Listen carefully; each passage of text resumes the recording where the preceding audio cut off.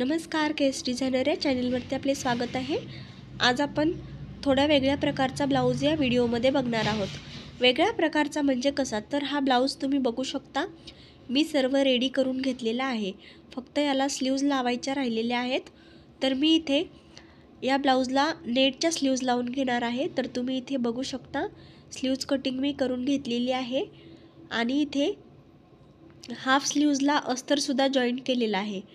तर ही स्लीव्ज पूर्ण आपली 14.5 इंच आहे, शिवल्यानंतर 14 इंच होईल। तर हे ब्लाऊज खूप सुंदर दिसतं विदाऊट बाही याला लावून आपण कुठल्याही कलर कॉम्बिनेशनमध्ये छान असा ब्लाऊज आपण बनवू शकतो। तर आता इथे मी बाही जॉईंट करून घेते। तर इथे बाहीचं सेंटर टिक मार्क करून घेत आहे। सेंटरला इथे कट दिला होता मी आता इथे टिक मार्क केलेली आहे आणि इथून आता बाही जोडून घ्यायची आहे।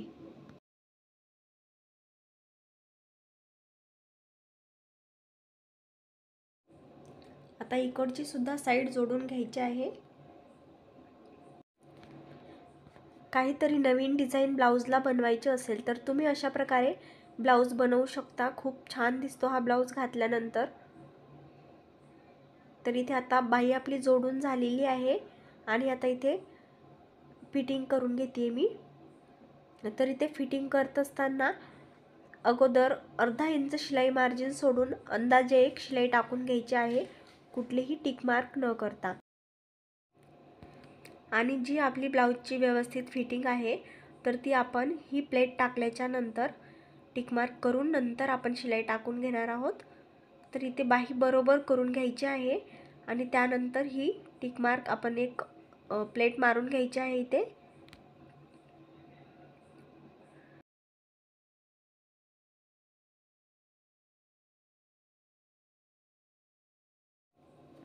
तर इथे शिलाई टाकलेली आहे आणि आता बाहीची आपल्याला टिक मार्क करून घ्यायची आहे।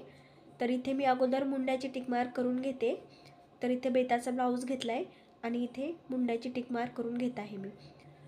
तर इथे बेताचा ब्लाऊज आपला फुल बाहीचा नाहीये, शॉर्ट आहे आणि हातावरती बेत घेऊन मी इथे टिक मार्क करत आहे। 4.25 इंच वरती टिक मार्क केलेली आहे बाही फिटिंगची आणि ही आता सरळ रेषा ओढून घ्यायची आहे।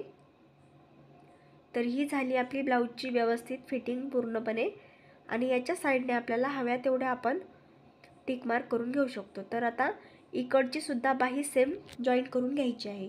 तर दोन्ही बाह्या जॉईंट करून घेतलेल्या आहेत आणि आता इथे आपल्याला कमरेची फिटिंग करण्यासाठी एकदा ब्लाऊजचे माप घ्यायचे आहे। अशा प्रकारे दोन्ही ब्लाऊजच्या कंबर मोजून घ्यायच्या आहेत। तर हा ब्लाऊज आपला इतका एक्स्ट्रा भरत असतो बघा। तर हा इतका एक्स्ट्रा आलाय, तर याला डबल फोल्ड केले आणि आता हे अंतर मोजून घ्यायचं आहे टेपने। तर हे आपलं 2.5 इंच आलेलं आहे। 2.5 मध्ये फोल्ड करून घ्यायचं आहे। एक साइडने 1.25 इंच येईल, म्हणजे दोन्ही साइडने 1.25 इंच वरती टिक मार्क करून आपल्याला फिटिंग करून घ्यायची आहे। तर इथे 1.25 इंच वरती टिक मार्क केली आहे आणि इथून आता फिटिंग करून घ्यायची आहे ब्लाऊजची। ही आपण मुंड्याची आणि समोरची गोलाईची फिटिंग इथे टिक मार्क करून घेतलेली आहे, त्यावरती ही फिटिंग करून घ्यायची आहे। तर अशा प्रकारे आता इथे ब्लाऊजची फिटिंग करायची आहे दोन्ही साइडने। इकडच्या साइडने सुद्धा 1.25 इंच वरती टिक मार्क करून सेम प्रकारे शिलाई टाकून घ्यायची आहे। तर इथे आता ब्लाऊजची फिटिंग आपली पूर्ण झालेली आहे आणि व्हिडिओ कसा वाटला कमेंट करून नक्की सांगा। चॅनलला सबस्क्राइब करायला विसरू नका। थँक्यू।